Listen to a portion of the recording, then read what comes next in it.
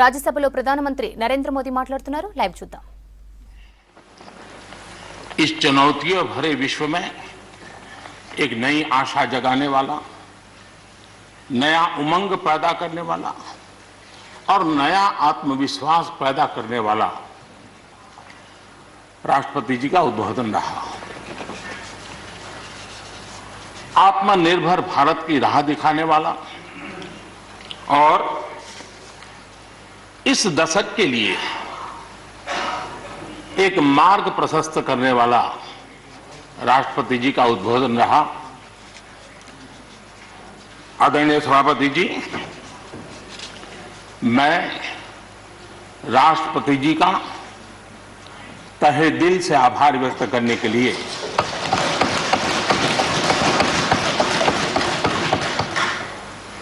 आज आप सबके बीच खड़ा हूं।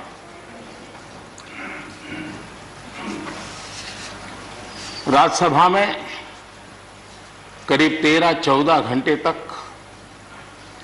50 से अधिक मान्य सदस्यों ने अपने विचार रखे, बहुमूल्य विचार रखे,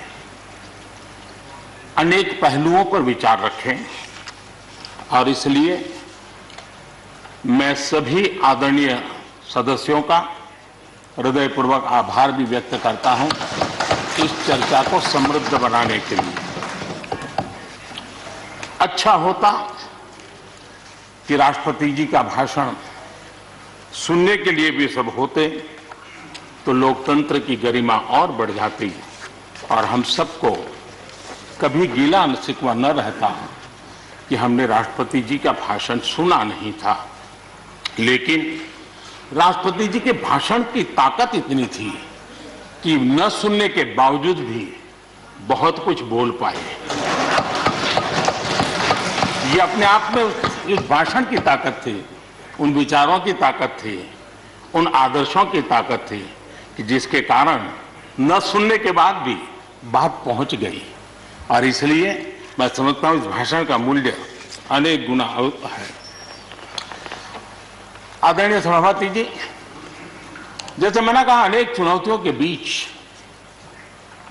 राष्ट्रपति जी का इस दशक का प्रथम भाषण हुआ। लेकिन यह भी सही है कि जरा पूरे विश्व पटल की तरफ देखते हैं, भारत के युवा मन को देखते हैं, तो ऐसा लगता है कि आज भारत सच्चे अर्थ में एक अवसरों की भूमि है। अनेक अवसर हमारा इंतजार कर रहे हैं और इसलिए जो देश युवा हो, जो देश उत्साह से भरा हुआ हो, जो देश अनेक सपनों को लेकर के संकल्प के साथ सिद्धि को प्राप्त करने के लिए प्रयासरत हो, वो देश इन अवसरों को कभी जाने नहीं दे सकता। हम सब के लिए ये भी एक अवसर है कि हम आजादी के 75 वर्ष में प्रवेश कर रहे हैं। ये अपने आप में एक प्रेरक अवसर है। हम जहां भी हो, जिस रूप में हो, मां भारती के संतान के रूप में इस आजादी के 75वें पर्व को हमने प्रेरणा का पर्व बनाना चाहिए। देश को आने वाले वर्षों के लिए तैयार करने के लिए कुछ न कुछ कर गुजरने का होना चाहिए और 2047 में देश जब आजादी की शताब्दी मनाए तब हम देश को कहां तक ले जाएंगे, इन सपनों को बार बार हमने लेते रहना चाहिए।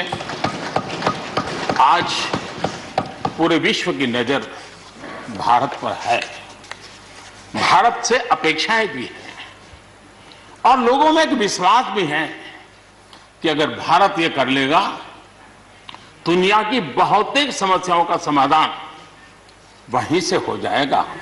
ये विश्वास आज दुनिया में भारत के लिए बड़ा है। आदरणीय सभापति जी, जब मैं अवसरों की चर्चा कर रहा हूं तब महाकवि मैथिली शरण गुप्त जी की कविता को मैं उद्घोषित करना चाहूंगा। गुप्त जी ने कहा था, अवसर तेरे लिए खड़ा है, अवसर तेरे लिए खड़ा है, फिर भी तू चुपचाप पड़ा है। अवसर तेरे लिए खड़ा है, फिर भी तू चुपचाप पड़ा है।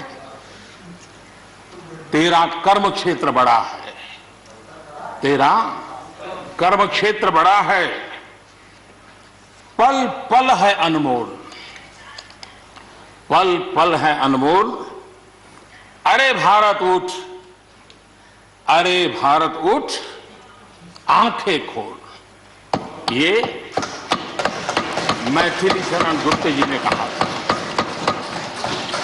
लेकिन मैं सोच रहा था, इस कालखंड में 21वीं सदी के आरंभ में अगर उनको लिखना होता तो क्या लिखते। मैं कल्पना करता था कि वो लिखते, अवसर तेरे लिए खड़ा है, अवसर तेरे लिए खड़ा है, तू आत्मविश्वास से भरा पड़ा है, तू आत्मविश्वास से भरा पड़ा है। हर बाधा, हर बाधा, हर बंदिश को तोड़, हर बाधा, हर बंदिश को तोड़। अरे भारत, अरे भारत, आत्मनिर्भरता के पथ पर दौड़, आत्मनिर्भरता के पथ पर दौड़।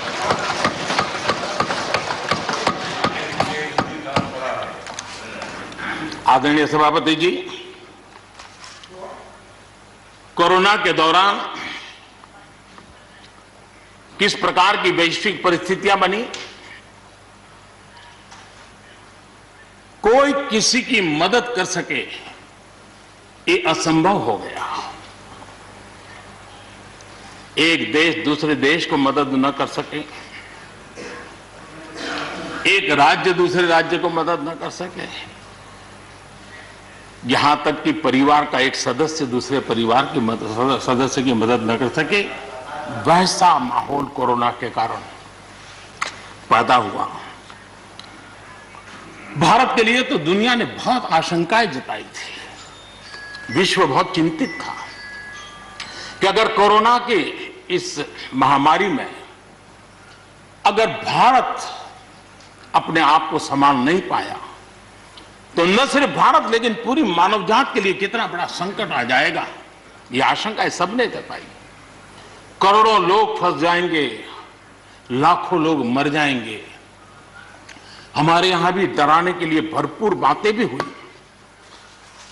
अरे ये क्यों हुआ, ये मेरा सवाल नहीं है, क्योंकि एक अननोन एनिमी क्या कर सकता है किसी को अंदाज नहीं था। हर एक ने अपने अपने तरीके से आकलन किया था। लेकिन भारत ने अपने देश के नागरिकों की रक्षा करने के लिए एक अननोन एनिमी से, और जिसकी कोई पूर्व परंपरा नहीं थी कि ऐसी चीज को ऐसे डील किया जा सकता है, इसके लिए यह प्रोटोकॉल हो सकता, कुछ पता नहीं था। एक नए तरीके से, नए सोच के साथ हर किसी को चलना था। हो सकता है कुछ विद्वान सामर्थ्यवान लोग, उनको कुछ और विचार हो सकता है, लेकिन था ये कि एक अननोन एनिमी था और हमें रास्ते भी खोजने थे, रास्ते बनाने भी थे और लोगों को बचाना भी था। उस समय जो भी ईश्वर ने बुद्धि, शक्ति, सामर्थ्य दिया, इस देश ने उसको करते हुए देश को बचाने में भरसक काम किया है। और आज दुनिया इस बात का गर्व कर रही है कि इस वाकई भारत ने दुनिया की मानव जात की रक्षा करने में बहुत बड़ी अहम भूमिका निभाई। ये लड़ाई जीतने का यश किसी सरकार को नहीं जाता है, न किसी व्यक्ति को जाता है, लेकिन हिंदुस्तान को तो जाता है। गर्व करने में क्या जाता है? विश्व के सामने आत्मविश्वास के साथ बोलने में क्या जाता है? इस देश ने किया है। गरीब से गरीब व्यक्ति ने इस बात को किया है। उन समय सोशल मीडिया में देखा होगा, फुटपाथ पर एक छोटी झोपड़ी लगा करके बैठी हुई एक बूढ़ी मां वो भी घर के बाप की झोपड़ी के बाहर दिया जला करके भारत के शुभ के लिए कामना करते हैं। हम उसकी मजाक उड़ा रहे हैं, उस भावनाओं का मखौल उड़ा रहे हैं।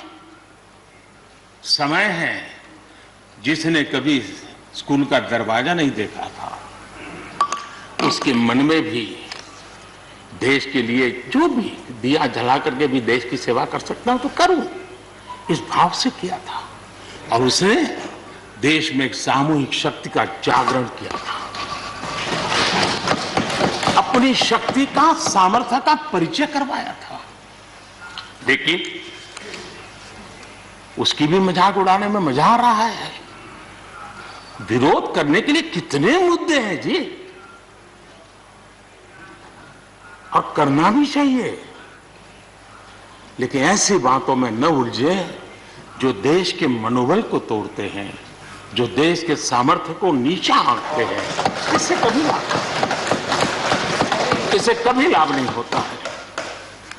हमारे कोरोना वॉरियर्स, हमारे फ्रंटलाइन वर्कर्स, आप कल्पना कर सकते हैं जी, जब चारों तरफ भाई कहीं किसी से कोरोना आ जाएगा तो ऐसे समय ड्यूटी करना, अपनी जिम्मेवारियों को निभाना, ये छोटी चीजें नहीं है।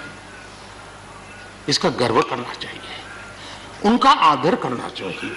और इन सब के प्रयासों का परिणाम है कि देश ने आज ये करके दिखाया।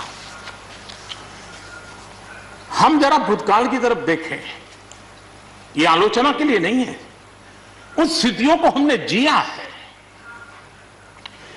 कभी चेचक की बात होती थी, कितना भय फैल जाता था, पोलियो कितना डरावना लगता था, उसकी वैक्सीन पाने के लिए क्या क्या मेहनत करनी पड़ती थी, कितनी तकलीफें उठानी पड़ती थी। मिलेगा, कब मिलेगा, कितना मिलेगा, कैसे मिलेगा, कैसे लगाएंगे, एक दिन हमने बिताए हैं। ऐसी स्थिति में उन दिनों को अगर याद करें तो पता चलेगा कि आज जिनको थर्ड वर्ल्ड कंट्रीज में गिना जाता है, वो देश मानव जात के कल्याण के लिए वैक्सीन लेकर के आ जाए। इतने कम समय में मिशन मोड में हमारे वैज्ञानिक भी जुटे रहे। ये मानव जात के इतिहास में भारत के योगदान एक गौरवपूर्ण गाथा है। इसका हम गौरव करें और उसी में से एक नए आत्मविश्वास की प्रेरणा भी जगती है।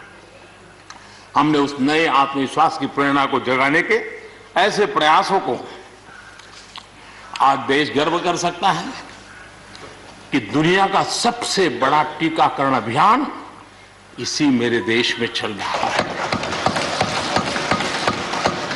विश्व में तेज गति से टीकाकरण आज कहीं हो रहा है तो इसी हम सब की मां भारती के गोद में हो रहा है।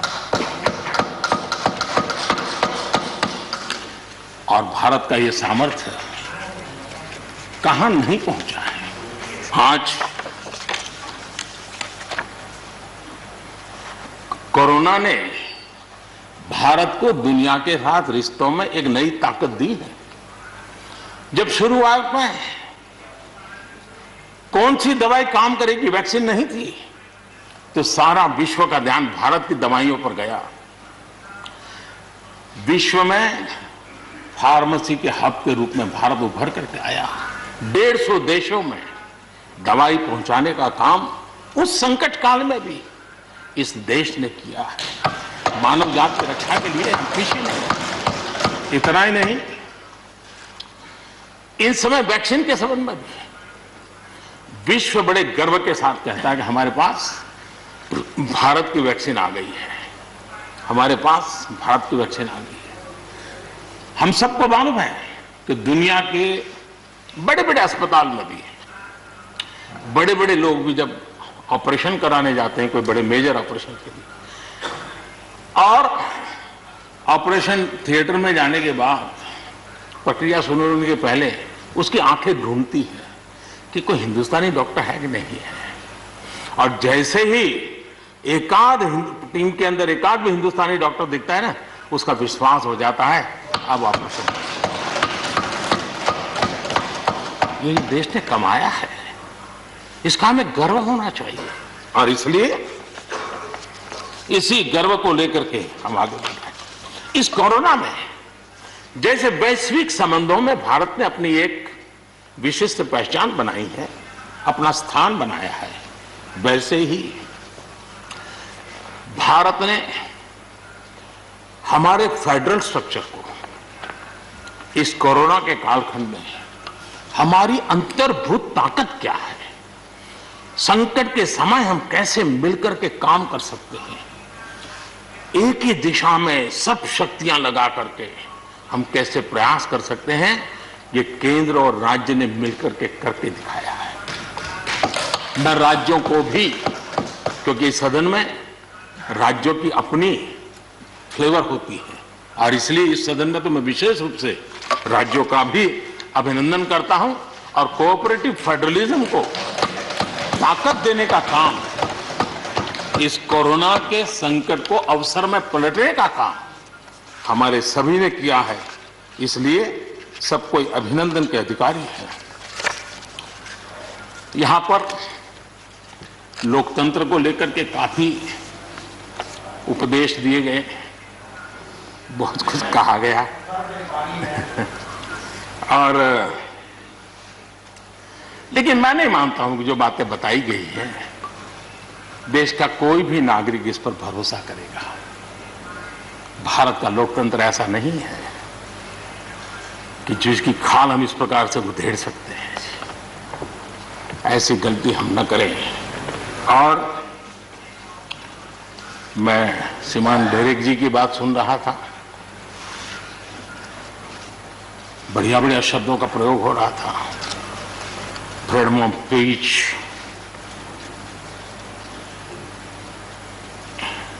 इंटिमिडेशन, हाउडिंग। जब शब्द सुन रहा था तो लग रहा था कि ये बंगाल की बात बता रहे हैं कि देश की बता रहे हैं। स्वाभाविक है, 24 घंटे वही देखते हैं, वही सुनते हैं, तो वही बात शायद गलती से यहां बता दी होगी। कांग्रेस के हमारे बाजवा साहब भी काफी अच्छा बता रहे थे इस बार, और इतना लंबा खींच करके बता रहे थे तो मुझे लग रहा था बस आप थोड़ी देर में ये इमरजेंसी तक पहुंच जाएंगे।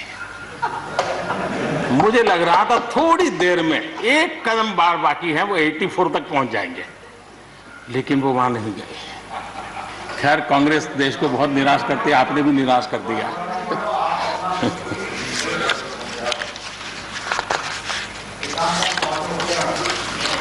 माननीय सभापति जी,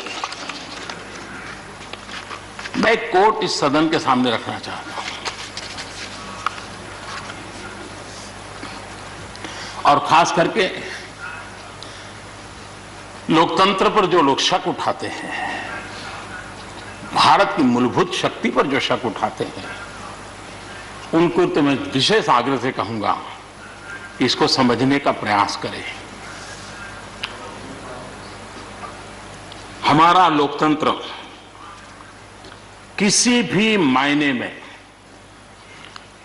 वेस्टर्न इंस्टीट्यूशन नहीं है, ये एक ह्यूमन इंस्टीट्यूशन है।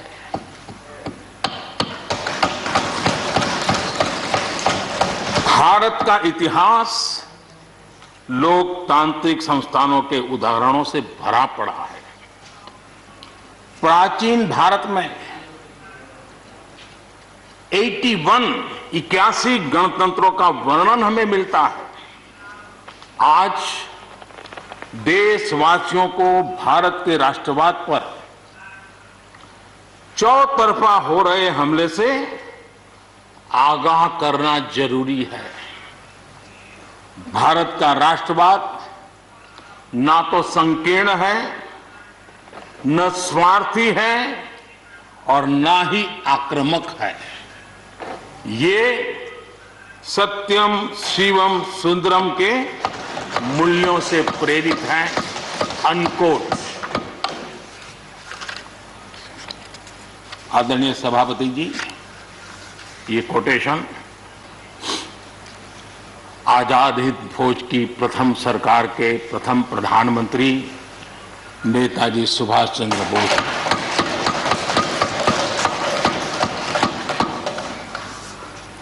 और संयोग है कि 125वीं जयंती आज हम मना रहे हैं, लेकिन दुर्भाग्य इस बात का है कि जाने अनजाने में हमने नेताजी की इस भावना को, नेताजी के इन विचारों को, नेताजी के इन आदर्शों को भुला दिया। और उसका परिणाम है कि आज हमको कोसने लग गए। मैं तो कभी कभी हैरान हो जाता हूं। दुनिया जो हमें कोई शब्द पकड़ा देती, हम भी उसको पकड़ करके चल पड़ते हैं। दुनिया की सबसे बड़ी डेमोक्रेसी, दुनिया की सबसे बड़ी डेमोक्रेसी, दुनिया की सबसे बड़ी डेमोक्रेसी सुनते हैं, हमको भी अच्छा लगता है। हाँ यार, भारत विश्व की सबसे बड़ा लोकतंत्र। लेकिन हमने अपने युवा पीढ़ी को यह सिखाया नहीं कि भारत ये मदर ऑफ डेमोक्रेसी है, ये लोकतंत्र की जननी है। हम सिर्फ बड़ा लोकतंत्र है ऐसा नहीं है, यह देश लोकतंत्र की जननी है। ये बात हमें हमारी आने वाली पीढ़ियों को सिखानी होगी और हमें गर्व से इस बात को बोलना होगा, क्योंकि हमारे पूर्वजों ने विरासत हमें दी है। भारत की शासन व्यवस्था डेमोक्रेटिक है। सिर्फ इसी वजह से हम लोकतांत्रिक देश नहीं है। भारत की संस्कृति, भारत के संस्कार, भारत की परंपरा, भारत का मन लोकतांत्रिक है और इसलिए हमारी व्यवस्था लोकतांत्रिक है। ये है इसलिए ये है ऐसा नहीं है, मूलतः हम लोकतांत्रिक हैं इसलिए ये है। और ये कसौटी भी हो चुकी है देश की। आपातकाल के उन दिनों को याद कीजिए, न्यायपालिका का हाल क्या था, मीडिया का क्या हाल था, शासन का क्या हाल था। सब कुछ जेल खाने में परिवर्तित हो चुका था, लेकिन इस देश के संस्कार, इस देश का जनमन जो लोकतंत्र के रंगों से रंगा हुआ था, उसको कोई हिला नहीं पाया था। मौका मिलते ही उसने लोकतंत्र को प्रस्तावित कर दिया। ये लोगों की ताकत, ये हमारे संस्कारों की ताकत है, ये लोकतांत्रिक मूल्यों की ताकत है। मुद्दा ये नहीं है कौन सरकार नहीं, मैं उसकी चर्चा नहीं कर रहा हूं। और न ही मैं ऐसी चीजों में अपना समय लगाने के लिए यहां आप लोगों ने मुझे बिठाया है। हमें लोकतांत्रिक मूल्यों की रक्षा करते हुए आगे बढ़ना है। आत्मनिर्भर भारत के संबंध में भी चर्चा हुई। मैं हमारे साथी धर्मेंद्र प्रधान जी के बहुत ही अभ्यासपूर्ण और आत्मनिर्भर भारत की हमारी दिशा क्या है उसका विख्यात विस्तृत उन्होंने बयान किया है। लेकिन एक बात सही है कि आर्थिक क्षेत्र में भी आज भारत की जो एक पहुंच बन रही है, कोरोना काल में दुनिया के लोग निवेश के लिए तरस रहे हैं, सारी बातें बाहर आ रही हैं, लेकिन भारत है जहां रिकॉर्ड निवेश हो रहा है। सारे तथ्य बता रहे हैं कि अनेक देशों की अर्थस्थिति डामाडोल है, जबकि दुनिया भारत में डबल डिजिट ग्रोथ का अनुमान लगा रही है। एक तरफ निराशा का माहौल है तो हिंदुस्तान में एक आशा की किरण नजर आ रही है। ये दुनिया की तरफ से आवाज उठ रही है। आज भारत का विदेशी मुद्रा भंडार रिकॉर्ड स्तर पर है। आज भारत में अन्न उत्पादन रिकॉर्ड स्तर पर है। भारत आज दुनिया में दूसरा बड़ा देश है जहां पर इंटरनेट यूजर है। भारत में आज हर महीने 4 लाख करोड़ रुपए का लेन देन डिजिटली हो रहा है, यूपीआई के माध्यम से हो रहा है, यूपीआई के माध्यम से। याद कीजिए, यहां के इसी सदन के भाषण में सुन रहा था 2 साल 3 साल पहले, लोगों के पास मोबाइल कहां है, टिकना कहां है, लोग डिजिटल कैसे करेंगे। ये देश की ताकत देखिए। हर महीने 4 लाख करोड़ रुपए भारत मोबाइल फोन के निर्माता के रूप में दुनिया का दूसरा सबसे बड़ा देश बना है। भारत में रिकॉर्ड संख्या में स्टार्टअप्स, यूनिकॉर्न्स और जिसका विश्व में जय जयकार होने लगा है, इसी धरती पे हमारी युवा पीढ़ी कर रही है। रिन्यूएबल एनर्जी के क्षेत्र में विश्व के पहले 5 देशों में हमने अपनी जगह बना ली है और आने वाले दिनों में हम ऊपर ही चढ़ते जाने वाले हैं। जल हो, थल हो, नभ हो, अंतरिक्ष हो, भारत हर क्षेत्र में अपनी रक्षा के लिए अपने सामर्थ्य के साथ खड़ा है। सर्जिकल स्ट्राइक हो या एयर स्ट्राइक, भारत की कैपेबिलिटी को दुनिया ने देखा है। आदरणीय सभापति जी, 2014 में जब पहली बार मैं इस सदन में आया था, इस परिसर में आया था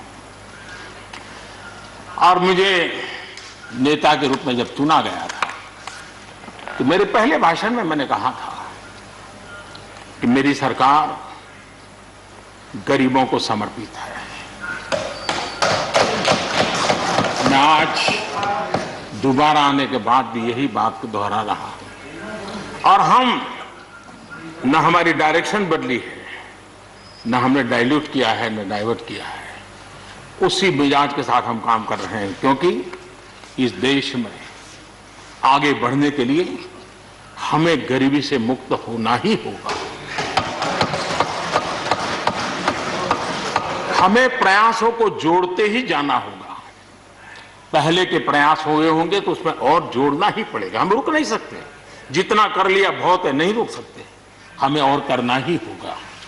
आज मुझे खुशी है कि जो मूलभूत आवश्यकता है ईज ऑफ लिविंग के लिए, और जिसमें से आत्मविश्वास पैदा होता है, और एक बार गरीब के मन में आत्मविश्वास भर गया, गरीब खुद गरीबी को चुनौती देने की ताकत के साथ खड़ा हो जाएगा।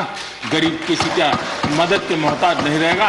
ये मेरा अनुभव है और इसलिए मैं कहता हूं, मुझे खुशी है 10 करोड़ से ज्यादा शौचालय बने, 41 करोड़ से ज्यादा लोगों के बैंक खाते खुले, 2 करोड़ से अधिक गरीबों के घर बने, 8 करोड़ से अधिक मुफ्त गैस के कनेक्शन दिए गए, 5 लाख रुपए तक मुफ्त इलाज गरीब की जिंदगी में एक बहुत बड़ी ताकत बनकर के ऐसी अनेक योजनाएं जो गरीबों के जीवन में बदलाव ला रही हैं, नया विश्वास पैदा कर रही हैं। आदरणीय सभापति जी, चुनौतियां हैं। अगर चुनौतियां न होती, ऐसा कहीं कुछ नजर नहीं आएगा। दुनिया का समृद्ध में समृद्ध देश, उसको भी चुनौतियां होती हैं। उसकी चुनौती अलग प्रकार की होगी, हमारी चुनौती अलग प्रकार की है। लेकिन तय हमें यह करना है कि हम समस्या का हिस्सा बनना चाहते हैं कि हम समाधान का हिस्सा बनना चाहते हैं। बस ये पतली सी रेखा है। अगर हम समस्या का हिस्सा बने तो राजनीति तो चल जाएगी, लेकिन अगर हम समाधान का माध्यम बनते हैं तो राष्ट्रनीति को 4 चांद लग जाते हैं। हमारा दायित्व है, हमें वर्तमान पीढ़ी के लिए भी सोचना है, हमें भावी पीढ़ी के लिए भी सोचना है। समस्या है, लेकिन मुझे विश्वास है हम साथ मिलकर काम करेंगे, आत्मविश्वास से काम करेंगे तो हम स्थितियों को भी बदलेंगे और हम इच्छित परिणाम भी प्राप्त कर सकेंगे। ये मेरा पक्का विश्वास है। आदरणीय सभापति जी, सदन में किसान आंदोलन की भरपूर चर्चा हुई है। ज्यादा से ज्यादा समय जो बातें बताई गई वो आंदोलन के संबंध में बताई गई। किस बात को लेकर के आंदोलन है उस पर सब मौन रहे। आंदोलन कैसा है, आंदोलन के साथ क्या हो रहा है, ये सारी बातें बहुत बताई गई, उसका भी महत्व है। लेकिन जो मूलभूत बात है, अच्छा होता कि उसकी विस्तार से चर्चा होती। वैसे हमारे माननीय कृषि मंत्री जी ने बहुत ही अच्छे ढंग से कुछ सवाल भी पूछे हैं, उन सवालों के जवाब तो नहीं मिलेंगे मुझे खात्री है, लेकिन उन्होंने बहुत ही अच्छे ढंग से इस विषय की इस सदन में चर्चा की है।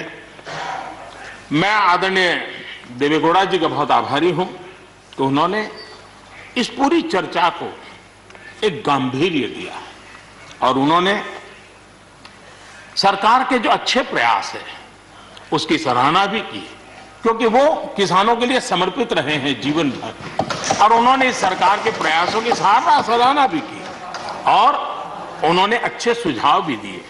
मैं आदरणीय देवेगौड़ा जी का हृदय से आभार व्यक्त करता हूं। आदरणीय सभापति जी, खेती की मूलभूत समस्या क्या है, उसकी जड़ें कहां है, मैं आज पूर्व प्रधानमंत्री चौधरी चरण सिंह जी ने जो विस्तार से वो बताया था उसी का जिक्र करना चाहता हूं। बहुत लोग हैं जो चौधरी साहब की विरासत संभालने का गर्व करते हैं, वो जरूर इस बात को समझने का शायद प्रयास करेंगे। वो अक्सर 1970-71 जो एग्रीकल्चर सेंसस हुआ था उसका जिक्र उनकी भाषण में हमेशा आता था और उल्लेख करते थे। चौधरी चरण सिंह जी ने क्या कहा था, उनका कोट है, किसानों का सेंसस लिया गया तो 33% किसान ऐसे हैं जिनके पास जमीन 2 बीघे से कम है, 2 बीघे नहीं है, 2 बीघे तक है, 2 बीघे से कम।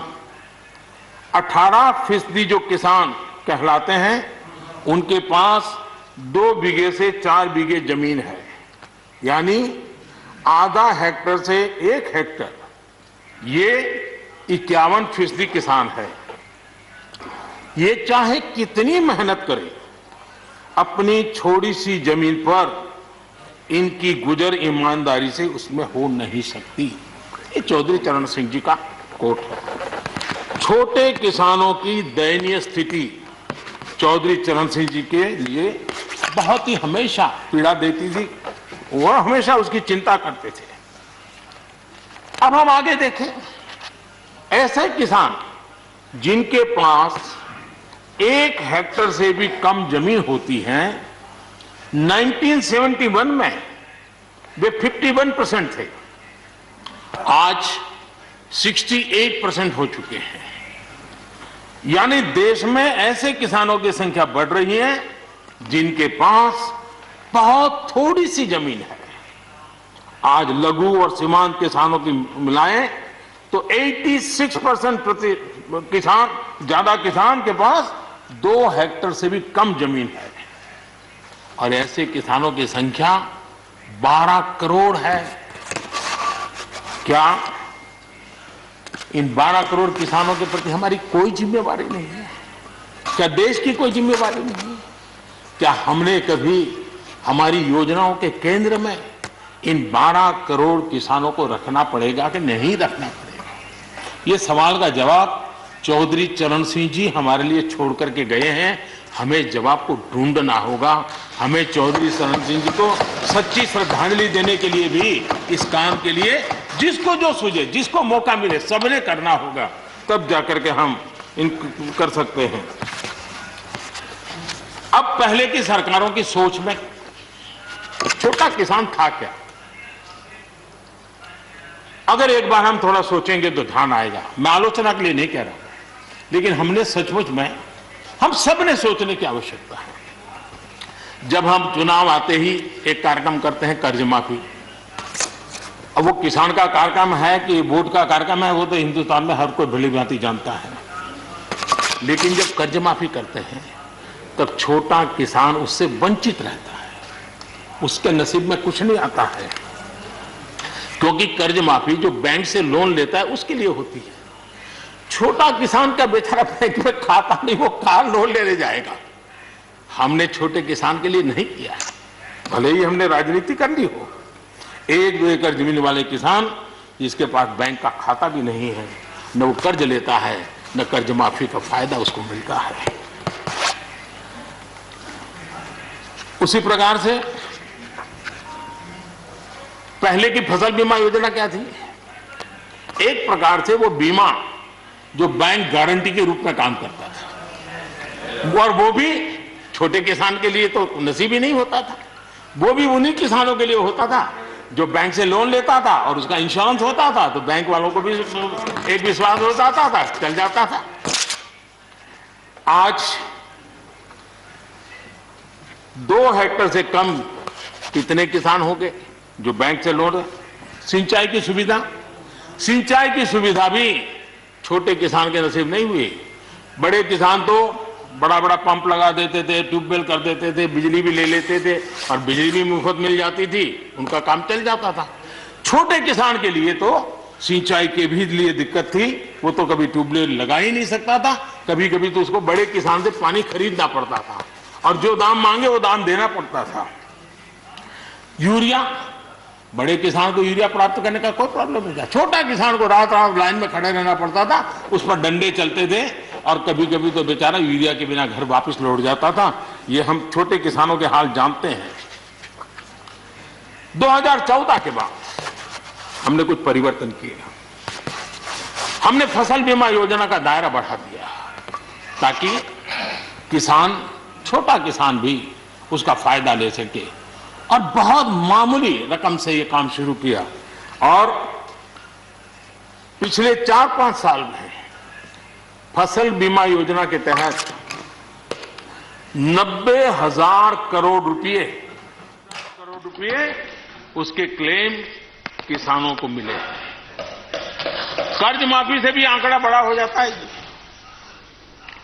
छोटा किसानों को किसान क्रेडिट कार्ड, हमारे यहाँ किसान क्रेडिट कार्ड हुए, लेकिन बड़े किसानों तक गए और वो बैंक से बहुत ही कुछ राज्यों में 0% से ब्याज से उनको मिल जाते थे पैसे, और उनके कोई जो धंधा व्यापार होता था पैसे वहां भी लग जाते थे। छोटे किसान के नसीब में ये नहीं था। हमने तय किया हिंदुस्तान के हर किसान को किसान क्रेडिट कार्ड देंगे। इतना ही नहीं, हमने उसका तो दायरा फिशरमैन तक भी बढ़ा दिया ताकि वो भी इसका फायदा उठा सके।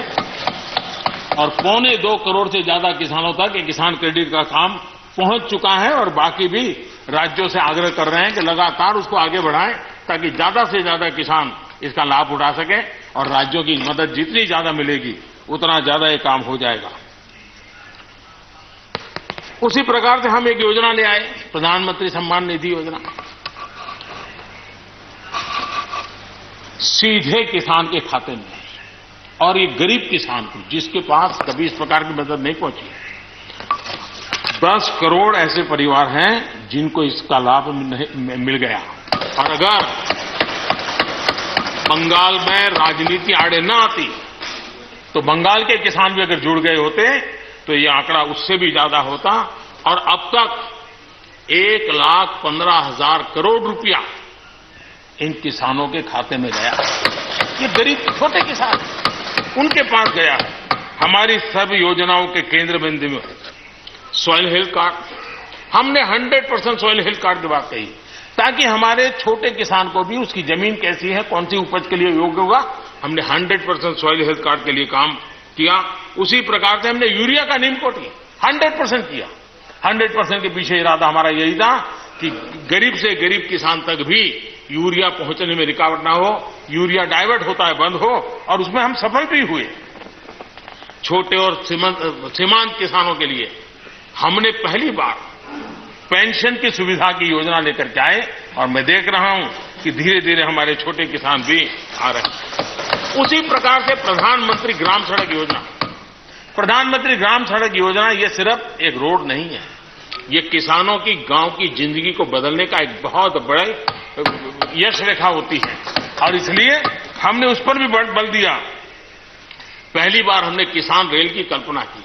छोटा किसान का माल बिकता नहीं था, आज किसान रेल के कारण गांव का किसान रेलवे के माध्यम से मुंबई के बाजार तक अपना माल बेचने लगा, फल सब्जी बेचने लगा है, उसका लाभ ले रहा है। छोटे किसान को फायदा हो रहा है। किसान उड़ान के द्वारा हवाई जहाज से अब जैसे हमारे नॉर्थ ईस्ट इतनी बढ़िया बढ़िया चीजें, लेकिन ट्रांसपोर्टेशन सिस्टम के अभाव में वहां का किसान हमारा बेनिफिट नहीं ले पाता था। आज उसको किसान उड़ान योजना का लाभ मिल रहा है। छोटे किसानों की परेशानियों से हर कोई परिचित है। समय समय पर उनके सशक्तिकरण की मांग भी उठी है। हमारे आदरणीय शरद पवार जी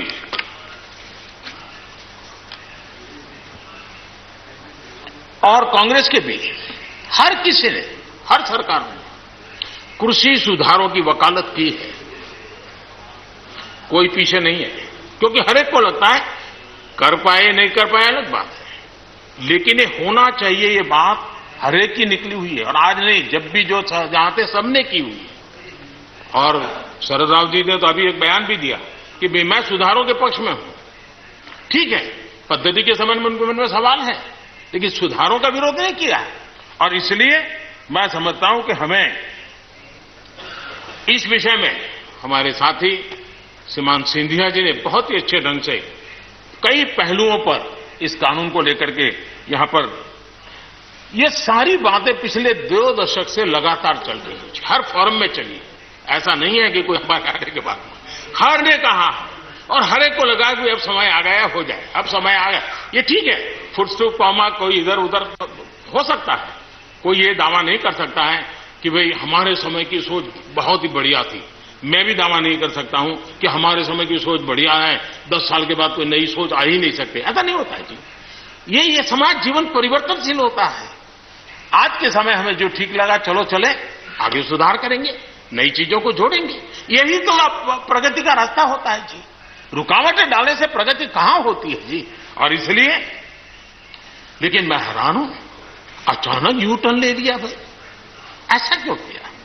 ठीक है, आप आंदोलन के मुद्दों को लेकर के इस सरकार को घेर लेते हैं, लेकिन साथ साथ किसानों को भी कहते हैं कि भाई बदलाव बहुत जरूरी है, बहुत साल हो गए, अब नई चीजों को लेना पड़ेगा, तो देश आगे बढ़ता है।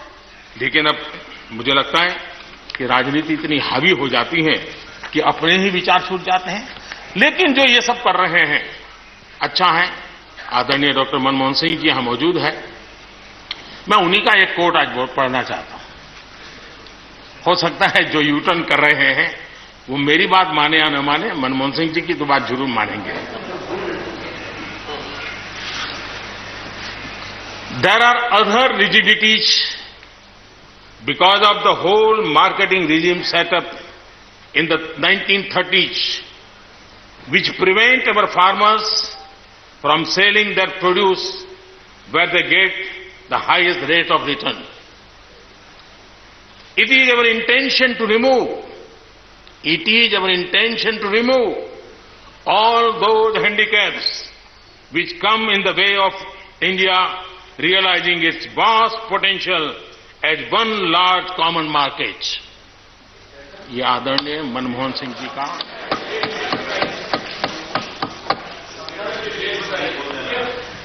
आदरणीय मनमोहन सिंह जी ने किसान को उपज बेचने की आजादी दिलाने, भारत को एक कृषि बाजार दिलाने के संबंध में अपना इरादा व्यक्त किया था और वो काम हम कर रहे हैं। और मुझे आप लोगों को गर्व होना चाहिए कि देखिए मनमोहन सिंह जी ने कहा था वो मोदी को करना पड़ रहा है, गर्व कीजिए।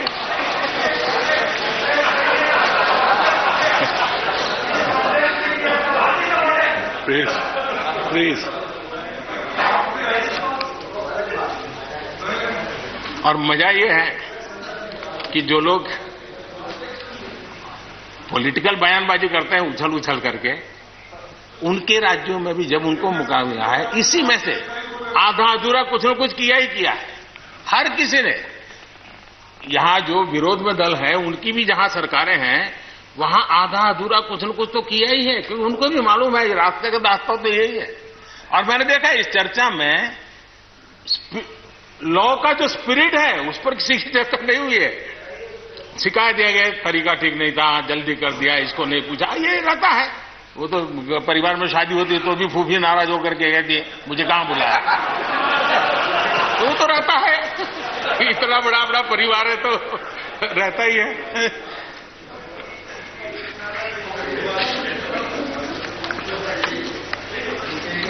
हम कुछ और बातों की ओर भी ध्यान दें।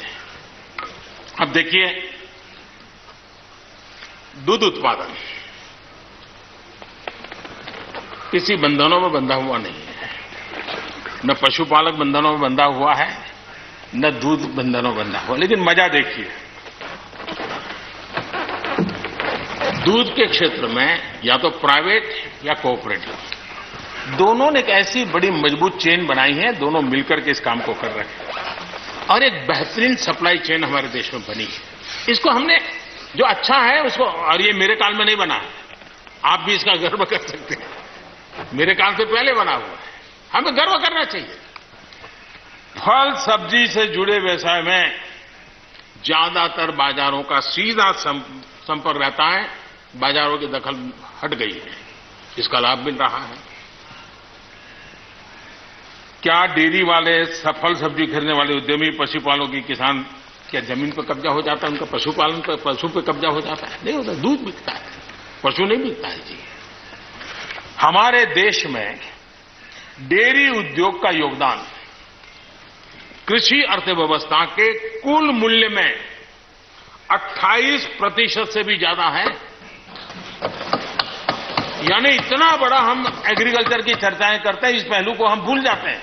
28% कंट्रीब्यूशन है और करीब करीब 8 लाख करोड़ रुपयों का कारोबार है। जितने रुपये का दूध होता है उसका मूल्य अनाज और दाल दोनों मिला ले तो उससे ज्यादा है। हम कभी इस तरफ देखते ही नहीं है। पशुपालकों को पूरी आजादी, अनाज और दाल पैदा करने वाले छोटे और सीमांत किसानों को जैसे पशुपालक को आजादी मिली है, इनको आजादी क्यों नहीं मिलनी चाहिए? और इन सवालों के जवाब हम ढूंढेंगे तो हम सही रास्ते पर चलेंगे। आदरणीय सभापति जी, ये बात सही है, जैसा हम लोगों की स्वभाव रहा है, घर में भी थोड़ा सा भी परिवर्तन करना हो तो घर में भी एक तनाव, चेयर यहां क्यों रखी, टेबल यहां क्यों रखा, घर में भी होता है। इतना बड़ा देश है और जिस प्रकार की परंपराओं से हम पले बढ़े हैं, तो ये मैं स्वाभाविक मानता हूं। जब भी कोई नई चीज आती है तो थोड़ा बहुत रहता ही हमारे यहां, क्योंकि असमंजस की स्थिति भी रहती है। लेकिन जरा वो दिन याद कीजिए जब हरित क्रांति की बातें होती थी।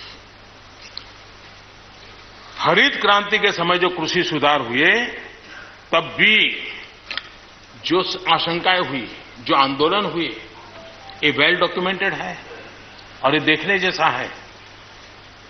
कृषि सुधार के लिए सख्त फैसले लेने के उस दौर में शास्त्री जी का हाल ये था कि अपने साथियों में से कोई कृषि मंत्री बनने को तैयार नहीं होता था, क्योंकि लगता था कि ऐसा है हाथ जल जाएंगे और किसान नाराज हो जाएंगे तो मेरी तो राजनीति समाप्त हो जाएगी। ये शास्त्री जी के समय की घटनाएं हैं। और अंत में शास्त्री जी को, सी सुब्रमण्यम जी को कृषि मंत्री बनाना पड़ा था और उन्होंने रिफॉर्म्स की बातें की। योजना आयोग ने भी उसका विरोध किया था। मजा देखिए, योजना आयोग ने भी विरोध किया था। वित्त मंत्रालय सहित पूरी कैबिनेट के अंदर भी विरोध का स्वर उठा था। लेकिन देश की भलाई के लिए शास्त्री जी आगे बढ़े और लेफ्ट पार्टी जो आज भाषा बोलते हैं ना, वही उस समय बोलते थे।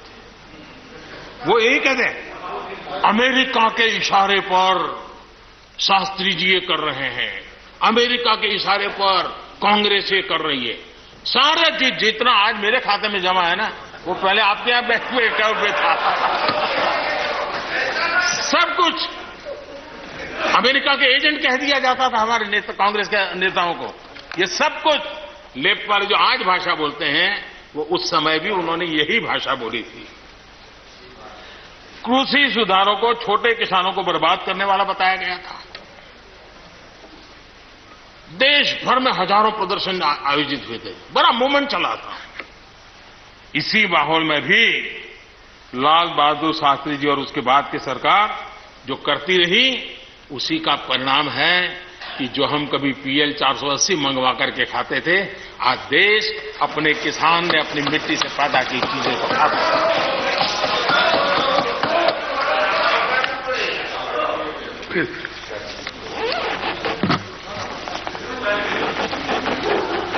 रिकॉर्ड उत्पादन के बावजूद भी हमारे कृषि क्षेत्र में समस्याएं हैं।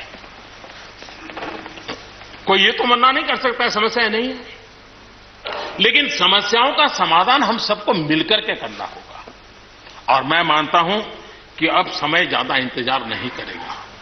हमारे राम गोपाल जी ने बहुत ही अच्छी बात कही कि उन्होंने कहा कि कोरोना लॉकडाउन में भी हमारे किसानों ने रिकॉर्ड उत्पादन किया है।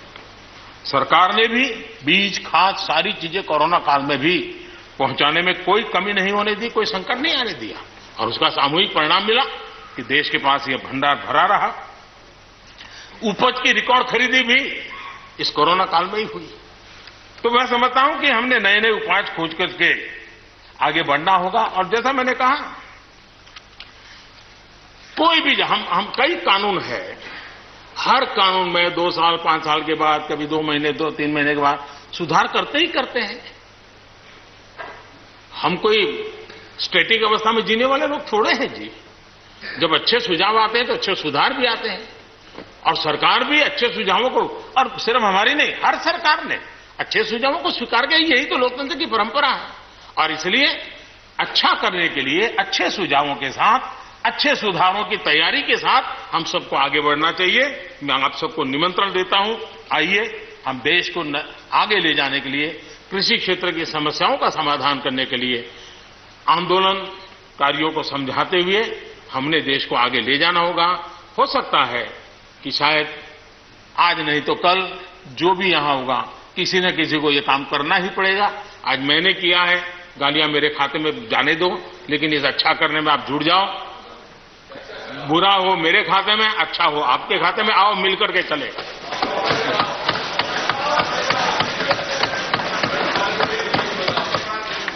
और मैं लगातार, हमारे कृषि मंत्री जी लगातार किसानों से बातचीत कर रहे हैं, लगातार मीटिंगें हो रही हैं, और अभी तक कोई तनाव पैदा नहीं हुआ है। एक दूसरे की बात को समझने का, समझाने का प्रयास चल रहा है। और हम लगातार आंदोलन से जुड़े लोगों से प्रार्थना करते हैं कि आप आंदोलन करना आपका हक है, लेकिन इस प्रकार से बुजुर्ग लोग वहां बैठे, ये ठीक नहीं है। आप उनको सबको ले जाइए, आप आंदोलन को खत्म कीजिए। आगे बढ़ने के लिए मिल बैठ करके चर्चा करेंगे, रास्ता खुले है। ये सब हमने कहा है। मैं आज भी इस सदन के माध्यम से भी निमंत्रण देता हूं। आदरणीय सभापति जी,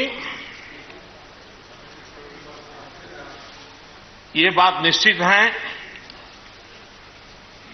हमारी खेती को खुशहाल बनाने के लिए फैसले लेने का ये समय है। इस समय को हमने गंवा नहीं देना चाहिए। हमें आगे बढ़ना चाहिए, देश को पीछे नहीं ले जाना चाहिए। पक्ष हो, विपक्ष हो, आंदोलनरत साथी हो, इन सुधारों को हमने मौका देना चाहिए और एक बार देखना चाहिए कि इस परिवर्तन से हमें लाभ होता है कि नहीं होता है। कोई कमी हो तो उसको ठीक करेंगे, और कहीं ढिलाई है तो उसको कसेंगे। ऐसा तो है नहीं कि सब दरवाजे बंद कर दिए बस। और इसलिए मैं कहता हूं, मैं विश्वास दिलाता हूं कि मंडियां अधिक आधुनिक बने, अधिक प्रतिस्पर्धी होगी। इस बार बजट में भी उसके लिए हमने प्रावधान किया है। इतना ही नहीं, एमएसपी है, एमएसपी था, एमएसपी रहेगा। इस सदन की पवित्रता समझे हम। जिन 80 करोड़ से अधिक लोगों को सस्ते में राशन दिया जाता है, वो भी कंटिन्यू रहेगा। इसलिए मेहरबानी करके भ्रम फैलाने के काम में हम न जुड़े, क्योंकि हमको देश ने एक विशिष्ट जिम्मेवारी दी है। किसानों की आय बढ़ाने के जो दूसरे उपाय हैं, उन पर भी हमें बल देने की जरूरत है। आबादी बढ़ रही है, परिवार के अंदर सदस्यों की संख्या बढ़ रही है, जमीन के टुकड़े छोटे होते जा रहे हैं।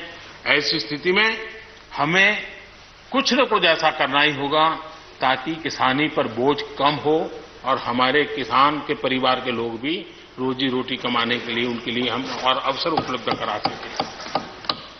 इनकी तकलीफों को दूर करने के लिए हमने काम करना होगा। और मैं मानता हूं कि हम अगर देर कर देंगे, हम अगर अपने ही राजनीतिक समीकरणों में फंसे रहेंगे तो हम किसानों को अंधकार की तरफ धकेल देंगे। कृपा करके हमें उज्जवल किसानों के उज्जवल भविष्य के लिए इससे बचना चाहिए। मैं सबसे प्रार्थना करता हूं, हमें इस बात की चिंता करनी होगी।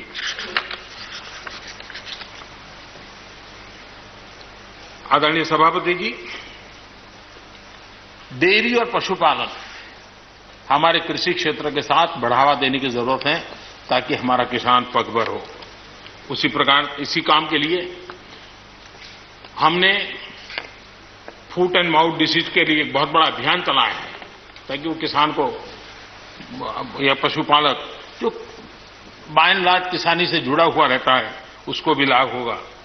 हमने फिशरीज को भी एक अलग बल दिया, अलग मिनिस्ट्री बनाई और 20,000 करोड़ रुपए मत्स्य संपदा योजना के लिए लगाया है ताकि ये पूरे क्षेत्र को एक नया बल मिले।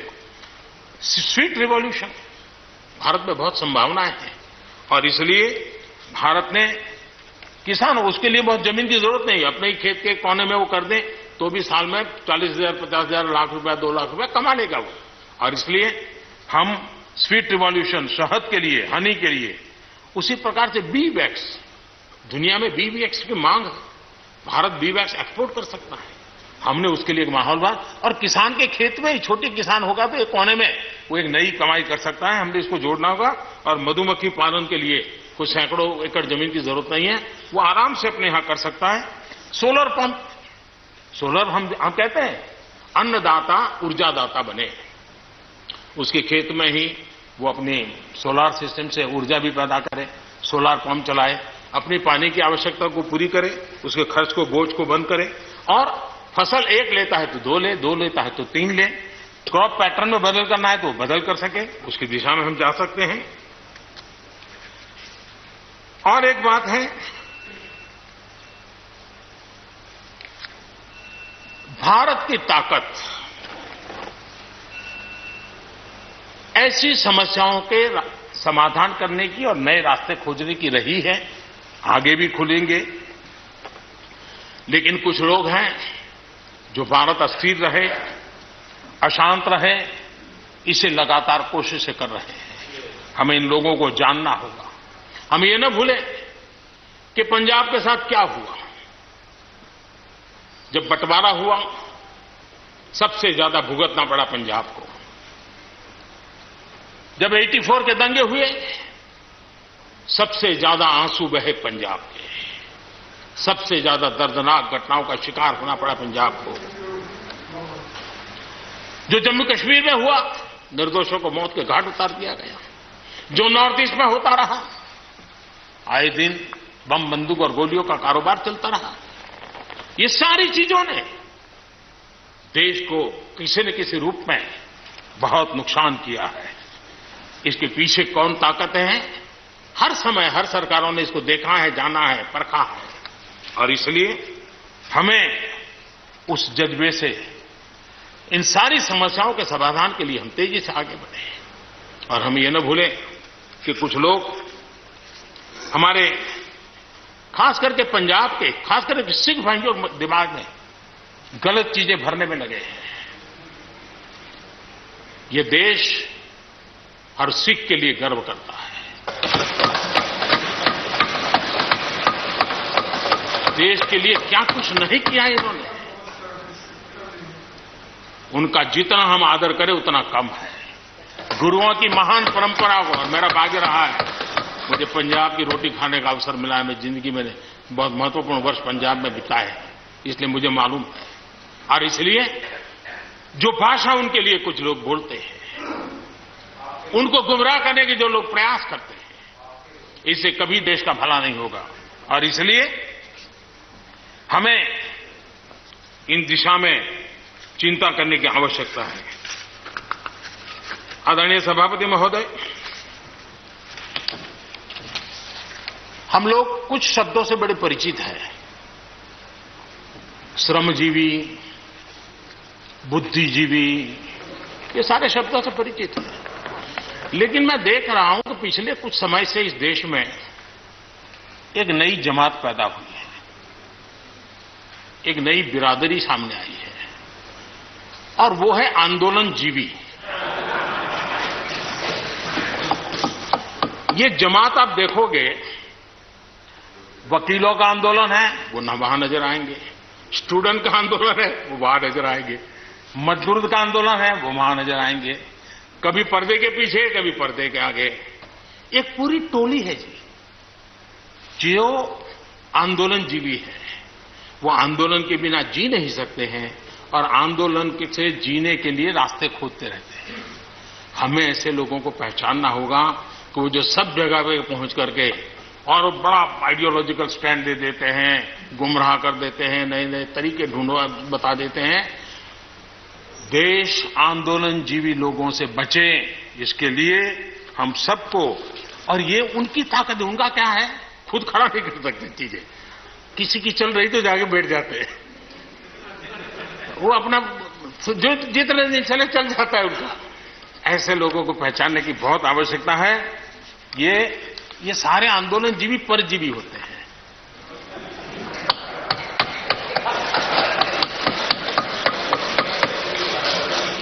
और यहां पर सब लोगों को मेरी बात से आनंद इसलिए होगा कि आप जहां जहां सरकारें चलाते होंगे, आपको भी ऐसे परजीवी आंदोलनजीवियों का अनुभव होता होगा।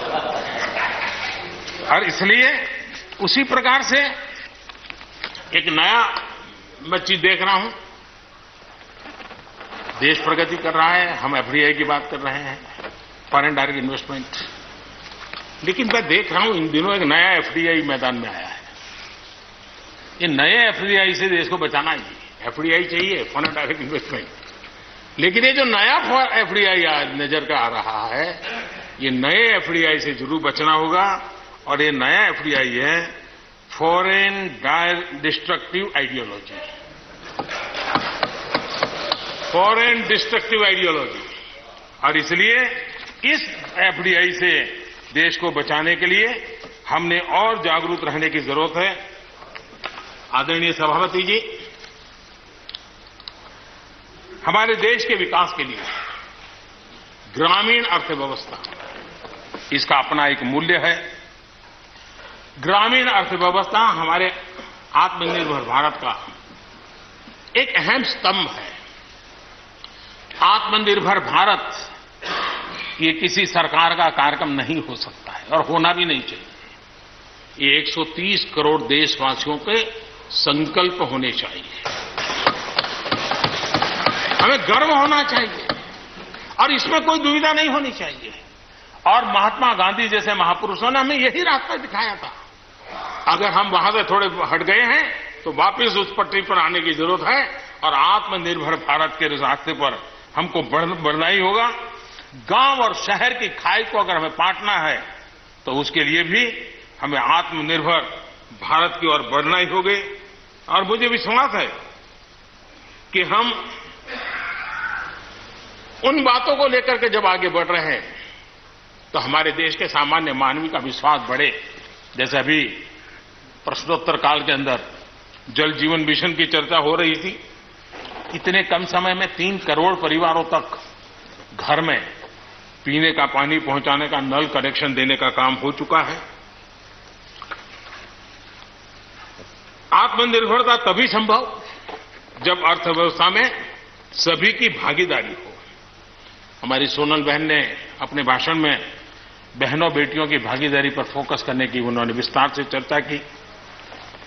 कोरोना काल में चाहे राशन हो, आर्थिक मदद हो या मुफ्त गैस सिलेंडर, सरकार ने हर तरह से एक प्रकार से हमारी माताओं बहनों को असुविधा ना हो, इसकी पूरी चिंता करने का प्रयास किया है और उन्होंने एक शक्ति बनकर के इन चीजों को संभालने में मदद भी की है।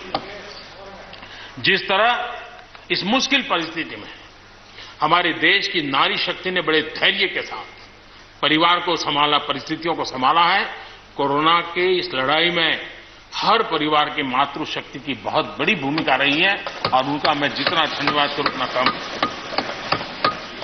बहनों बेटियों का हौसला और मैं समझता हूं कि आत्मनिर्भर भारत में अहम भूमिका हमारी माताएं बहनें निभाएगी, मुझे पूरे विश्वास है। आज युद्ध क्षेत्र में भी हमारी बेटियों की भागीदारी बढ़ रही है। नए जो लेबर कोड बनाए हैं उसमें भी बेटियों के लिए हर सेक्टर में काम करने के लिए समान वेतन का हक दिया गया है। मुद्रा योजना से 70% जो लोन ली गई है वो हमारी बहनों के द्वारा ली गई है, यानी एक प्रकार से ये एडिशन। करीब 7 करोड़ महिलाओं की सहभागिता से 60 लाख से ज्यादा सेल्फ हेल्प ग्रुप आज आत्मनिर्भर भारत के प्रयासों को एक नई ताकत दे रहे हैं। भारत की युवा शक्ति पर हम जितना जोर लगाएंगे, हम जितने अवसर उनको देंगे, मैं समझता हूं कि वो हमारे देश के लिए, भविष्य के लिए, उज्जवल भविष्य के लिए एक मजबूत नींव बनेंगे।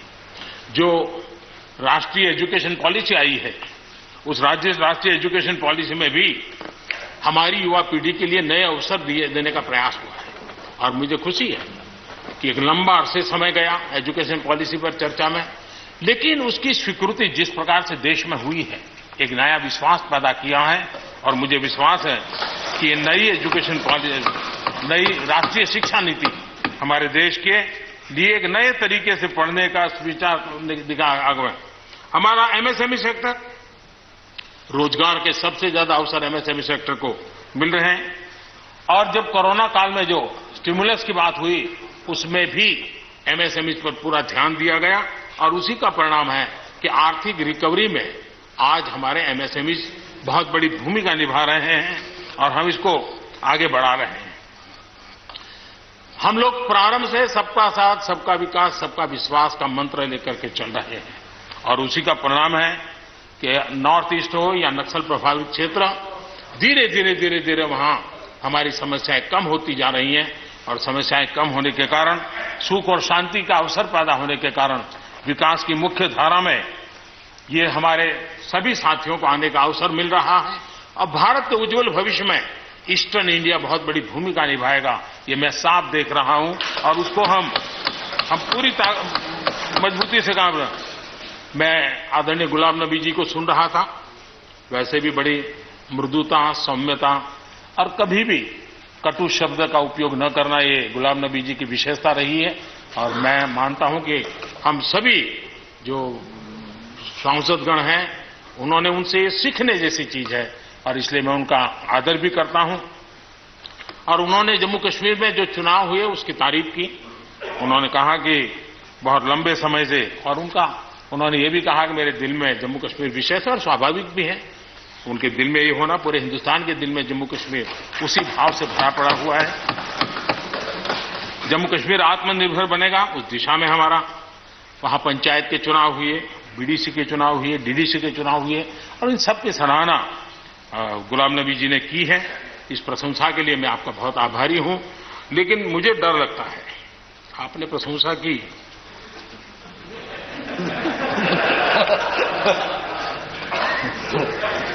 मुझे विश्वास है कि आपकी पार्टी वाले इसको उचित स्पिरिट में लेंगे। गलती से G23 की राय मान करके खुद उल्टा न कर दे।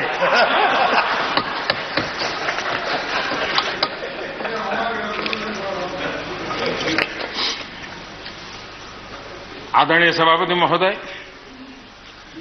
कोरोना के चुनौतीपूर्ण दौर में सीमा पर भी चुनौती देने की कोशिश हुई। हमारे वीर जवानों के हौसले और कुशलता ने सटीक जवाब दिया है और हर हिंदुस्तानी को इस बात पर गर्व है। मुश्किल परिस्थितियों में भी हमारे जवान डट करके खड़े रहे हैं।